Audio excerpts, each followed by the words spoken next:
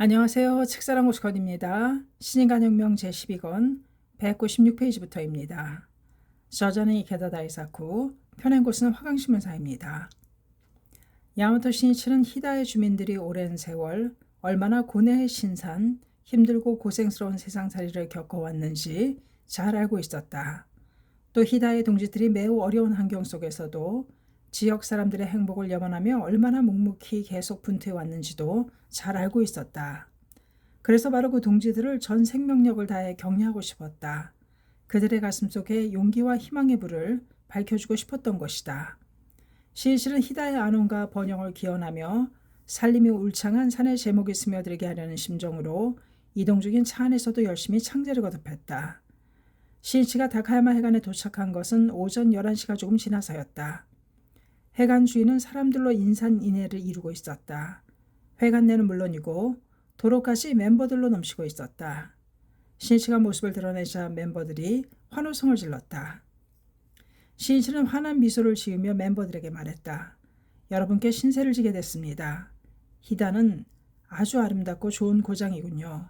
자, 히다의 여명을 열어갑시다. 이윽고 엄숙하게 근행이 시작되었다. 그 방에는 냉방기가 없어서 선풍기를 돌리고 있었다.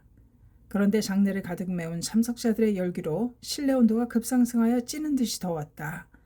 신이치도 온몸에 땀을 뻘뻘 흘리면서 근행했다. 근행에 이어 동행하는 간부들의 인사가 끝나자 신이치는 간담하듯 이야기했다. 마침내 염원하던 히다에 오게 되었습니다. 여러분을 만나 뵙게 되어 대단히 기쁩니다. 또다시 환성이 터지고 큰 박수 소리가 장내를 뒤흔들었다. 그런데 오늘 8월 15일은 바로 그 비참한 전쟁이 끝난 종전 기념일입니다. 일본은 패전 상태에서 폐허를 딛고 일어나 오늘날의 번영을 일으켰습니다. 한나라의 역사를 보면 온갖 일들이 수없이 많습니다. 또 개인의 일생 중에도 여러 가지 일이 있을 겁니다. 숱한 고난에도 부딪힐 것입니다. 그것이 인생이며 산다는 것입니다. 그러므로 신심을 했다고 해서 고민이나 고통이 완전히 사라지는 것은 아닙니다. 중요한 것은 고난에 지지 않고 유유히 극복할 수 있느냐, 그렇지 못하느냐입니다. 이에 따라 인생의 승패나 행불행도 결정되고 맙니다. 인간으로서의 위대함이나 강함은 사회적인 지위나 처지에는 별개의 문제입니다. 아무리 어려운 상황이나 최악의 사태에 놓여도 좌절하지 않으며 희망과 용기를 갖고 전진할 수 있는 사람이 진정으로 용감한 사람입니다. 그리고 어떠한 고난의 직면에도 아무리 숙명의 폭풍과 힘을 하셔도 그것을 전부 타개하고 전환하는 힘의 원천이 신앙입니다. 또 그것을 위한 본전님입니다.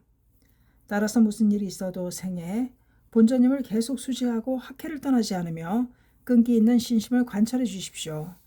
그렇게 하면 반드시 공덕의 꽃이 핍니다. 그 무엇에도 지지 않는 자기 자신을 만들고 무너지지 않는 행복을 구축할 수 있습니다. 말을 하는 신이나 듣고 있는 참석자들의 얼굴에는 굵은 땀방울이 빛나고 있었다.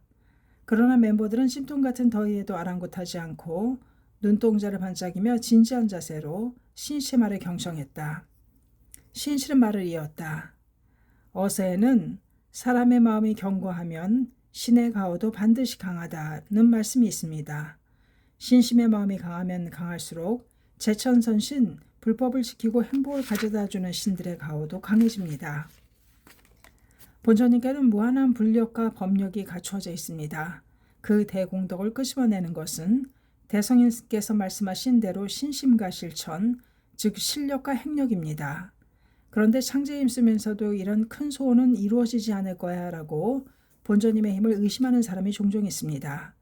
안 된다는 생각으로 기원하고 있으니 그래서는 당연히 소원이 이루어질 리가 없지요.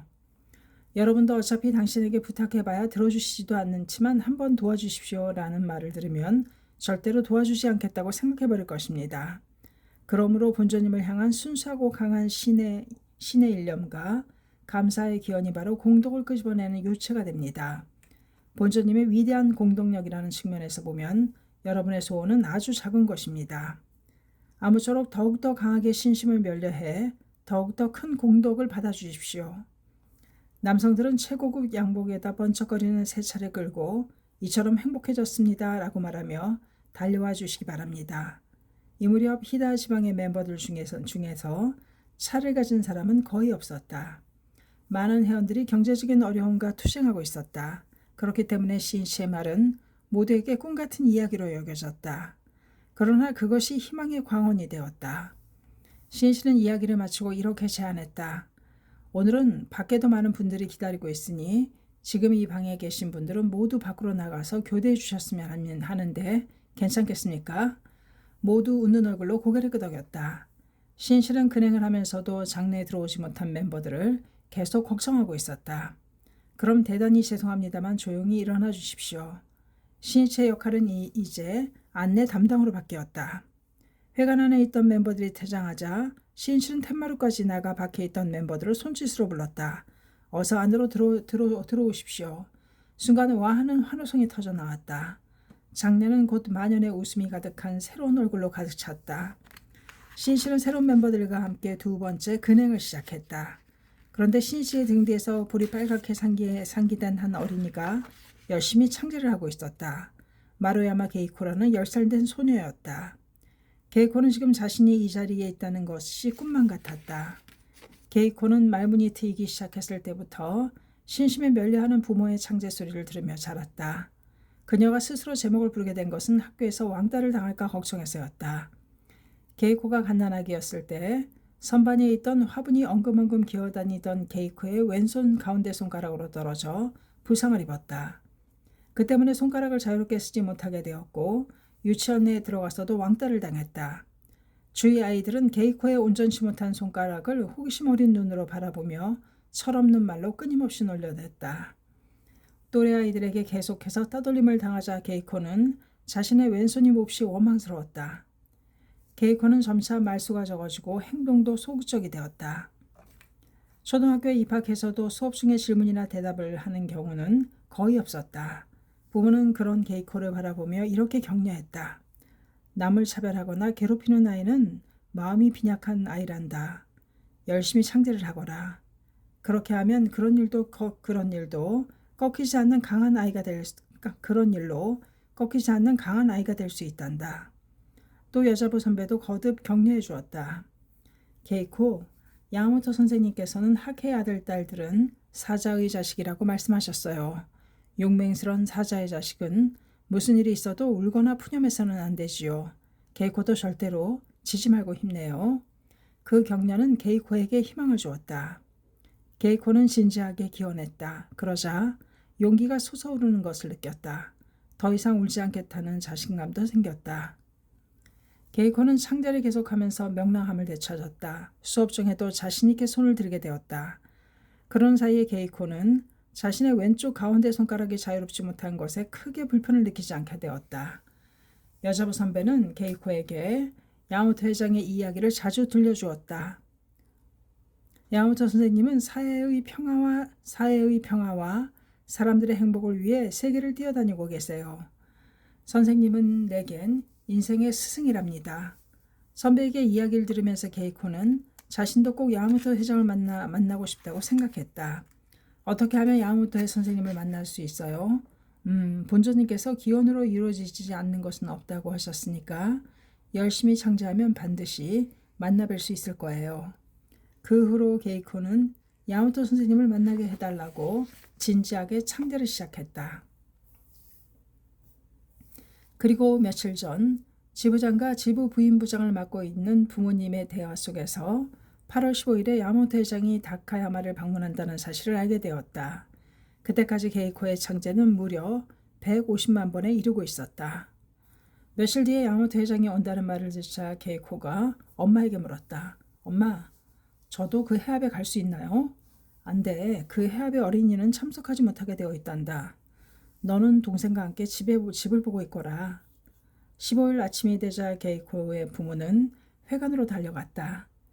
게이코는 집에서 창제하고 있자니 어떻게든 야마모토 선생님을 만나고 싶어서 견딜 수 없었다. 잠깐만이라도 야마모토 선생님을 만나 뵙고 싶다. 그래, 회관으로 가는 국도에서 서 있으면 선생님이 단차를 볼 수 있을지도 몰라. 가보자. 게이코는 집을 나섰다. 30분 정도 걸어서 겨우 국도에 도착했다. 회관이 있는 쪽으로 조금 더 가까이 가보려고 국도를 따라 걸어갔다. 멀리 운동장에 수많은 사람들이 줄지어 서 있는 것이 보였다. 모두가 야마토 선생님을 기다리는 학회원인 것 같았다. 그곳은 다카야마 해관으로 가는 멤버들의 대기 장소였던 것이다. 케이코는 어머니와 한 약속이 떠올라 부모님과 마주치지 않으려고 나무 그늘에 몸을 숨겼다. 그런데 안내 담당을 맡은 청년에게 들키고 말았다. 학생도 어서 행렬로 들어와 줄을 서야지. 잠시 후 대기에 있던 멤버들이 다카야마 해관을 향해 이동하기 시작했다. 마루야마 게이코는 엄마 말씀을 어기고 이곳으로 와버린 것이 마음에 걸렸다. 그러나 늘어선 줄이 움직이기 시작하자 자기만 줄에서 빠져나와 집으로 돌아갈 수 없어 어쩔 수 없이 줄을 따라 걸어갔다. 혹시 부모님과 마주치지는 않을까 생각하니 가슴이 두근거렸다. 이윽고 해관에 도착하여 잠시 뜰에서 대기한 다음 교체하는 순서가 되어 들어온 것이었다. 게이코는 뒤에서 떠밀려 어느 사이에 맨 앞줄에 앉게 되었다. 그리하여 그토록 만나고 싶다고 기원해왔던 야마모토 회장을 바로 눈앞에서 볼 수 있었던 것이다. 게이코는 신이치의 바로 등 뒤에서 근행을 하면서도 지금의 현실이 믿기지 않았다. 본전님은 대단하다. 소원이 정말 이루어졌어. 창제하면서 감격으로 가슴이 벅차올랐다. 근행이 끝나자 신이치는 돌아앉아서 멤버들을 바라보았다. 그리고는 맨 앞줄에서 송구스러운 표정으로 앉아있는 게이코를 불렀다. 자, 내 옆으로 오세요. 게이코는 너무 긴장하여 그 말을 알아듣지 못했다. 신이치와 동행한 기요아라가스가 게이코를 향해 손짓을 했다. 그제서야 정신을 차린 게이코는 기요하라 쪽으로 걸어 나갔다. 아니, 내가 아니에요. 야마모토 선생님이 옆으로 오라고 말씀하신 거예요. 그 말에 장내에는 밝은 웃음이 번졌다. 게이코는 조심조심 걸어서 신이치 옆으로 갔다. 몇 학년이에요? 5학년입니다. 그래요? 부모님을 소중히 여기고 또 열심히 공부하세요. 신이치는 우리의 미래를 담당하는 것은 이 어린아이들이라고 생각하니 말을 건네지 않을 수 없었다. 신이치는 기념으로 소녀에게 뭔가 주고 싶었다. 하지만 공교롭게도 아무것도 준비한 곳이 없었다. 그래서 주위를 둘러보며 뭔가를 찾다가 볼단 앞에 공양해 놓은 과자를 가져와 게이코에게 건네주었다. 자, 선물이에요. 과자를 받아든 게이코는 기쁨과 부끄러움에 얼굴을 붉히며 감사의 인사도 있고 제자리로 돌아갔다. 잠깐 동안의 만남이었지만 야마모토 신이치의 격려는 마루야마 게이코라는 한 소녀의 어린 가슴에 사명의 빛을 밝혀주었다. 게이코는 야마모토 회장이 항상 지켜보고 있다고 생각하며 열심히 창제하자, 공부에도 도전하자고 마음속으로 다짐하면서 집으로 돌아왔다. 그로부터 11년 후인 1978년 7월 게이코는 나고야의 주부문화회관에서 개최된 주부기념 간부회에서 또 한 번 신이치의 격려를 받게 된다. 그때 신이치는 그 고장의 간부에게서 다카야마를 방문했을 때 자신이 격려한 소녀가 다카야마의 여자부 본부장이 되어 간부회에 참석한다는 보고를 들었다. 그 말을 듣고 신이치는 히다 땅에 심은 종자가 꽃을 피운 듯한 기쁨을 느꼈다. 그리하여 곧바로 짧은 시를 지어 회합석상에서 담당 간부에게 건네주도록 부탁했다. 아, 기쁘구나. 꽃의 광포에 그대가 춤추니. 간부회에서 호명되어 산상에 선 게이코를 신실은 반갑게 맞이했다. 다카야마에 갔을 때 게이코 씨는 초등학교 5학년이었죠. 기억하고 있어요. 앞으로도 계속 지켜보겠습니다. 신실은 게이코의 성장과 행복을 진심으로 염원했다. 자신에게 지지 않고 생애, 광포의 길에 매신하기를 바라는 마음이었다. 모두를 위해 묵묵히, 겸허하고 성실하게 일하며 누구에게나 신뢰받는 지도자로 자라기를 기원했다. 신뢰야말로 지역 강포를 추진하는 힘이 되기 때문이다. 다카야마에 관해서 신이치는 혼신을 다하는 심정으로 멤버들에게 말하면서 지도를 거듭했다. 냉방기가 없는 사람들로 가득 찬 방 안은 창문을 활짝 열어놓아도 한증막처럼 무더웠다. 동지들을 계속해서 격려하는 신이치의 몸은 땀으로 흠뻑 젖어서 가벼운 현기증을 느낄 정도였다. 그러나 그는 있는 힘을 다 짜내듯이 모두에게 말했다. 여러분의 손으로 반드시 히다의 행복의 화원을 또 인간 공화의 고향을 구축해 주십시오. 이 정도의 동지들이 진정한 자각과 함께 일어서면 반드시 이룰 수 있습니다. 나는 그것을 단언하는 바입니다. 끝으로 신이치는 이런 말로 이야기를 끝맺었다. 나는 여러분을 영원히 잊지 않겠습니다. 히다에 자주 올 수는 없지만 여러분의 건강과 장수, 그리고 각 가정과 히다 지역의 번영을 기원하고 있습니다. 제목을 계속 보내겠습니다. 건강하십시오. 신이치가 다카야마 해관을 떠난 것은 오후 2시가 지나서였다. 하늘에는 불덩이 같은 여름 태양이 불타고 있었으며 날씨는 찌는 듯이 더웠다. 그러나 멤버들은 시원한 냉수로 샤워한 것 같은 상쾌함을 느꼈다. 양풍, 서늘한 바람이 생기를 되살아나게 하듯이 신이치와의 만남이 새로운 활력을 불러일으켰던 것이다. 그런데 히다는 바로 이 무렵부터 관광 명소로 인기를 모아 비약적인 발전을 이루게 된다. 해당 관청에서도 본격적으로 관광에 힘을 쏟기 시작해 그 해에는 다카야마시의 관광 홍보 영화도 만들어졌다. 더욱이 그 이듬해 해에는 다카야마 지부가 주부권 도시개발구역으로 지정되어 국가보조로 도로 정비 등의 대대적인 개발이 추진되었다. 그리하여 에도 시대의 군다이와 지방행정안의 집무소인 다카야마 진해 가옥을 비롯해 여러 문화유산을 가진 다카야마시와 목자를 합각, 지붕의 양옆의 박공으로 인자 모양을 이루고 있는 각으로 어금백인 합장조 지붕 건축 양식이 발달된 시라카와 마을 등의 마음의 고향으로 각광받게 되었다. 또 무엇보다도 히다 지방의 풍광명미, 자연의 경치가 맑고 아름다움, 대자연이 수많은 사람들을 매료시켰다. 다카야마시만 모아도 신시가 방문하기 한 해 전인 1966년에는 관광객이 연간 약 19만 명에 불과했으나 1968년에는 그 2배인 38만 명으로 증가했다. 그리고 1974년에는 약 200만 명의 관광객을 찾았고 이후로 오늘날에 이르기까지 일본 유수의 관광지로 각광받고 있다.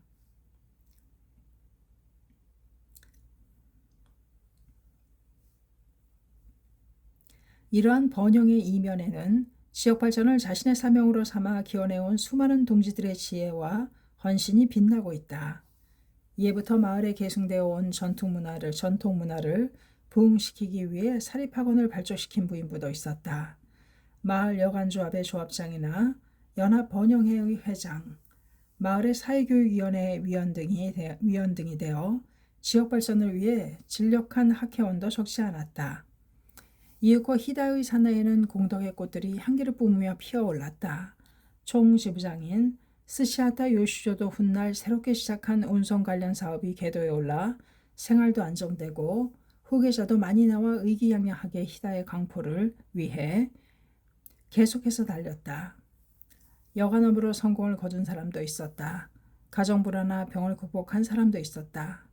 이처럼 그들은 신심을 통해 저마다의 훌륭한 행복의 화원을 이루어갔다.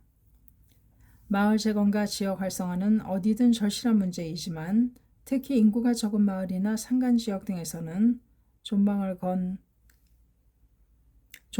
커다란 당면 과제일 것이다.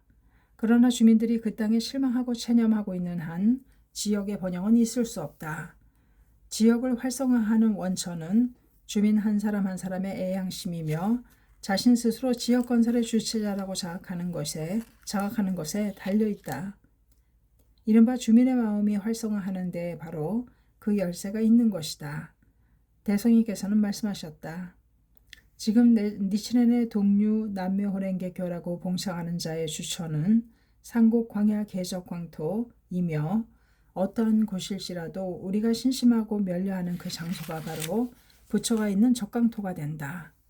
그러므로 창가의 동지들은 현실을 떠나 저 먼 곳에서 이상과 행복을 추구하는 것이 아니라 자신이 있는 그 땅이야말로 본래 보토라는 신념으로 굳세게 살아왔다. 그러므로 어떠한 역경 속에서도 자신의 지역을 자랑스러운 이상향으로 바꾸고 행복의 깃발과 승리의 깃발을 확고히 세우는 것을 인생 철학으로 삼으며 자신의 사명으로 삼아왔다. 지역의 번영은 사람들의 일념을 전환하여 마음이라는 토양을 일구는 것에서부터 시작된다. 거기에 강한 향토해가 뿌리내리고 향상이라는 수목이 번성하여 지혜의 꽃이 피고 지역은 아름다운 행복의 옥야가 되기 때문이다. 또 이를 위한 것이 바로 창가운동이다. 신인간혁명 제12권 212페이지까지였습니다. 감사합니다. 색사랑 오스컨이었습니다.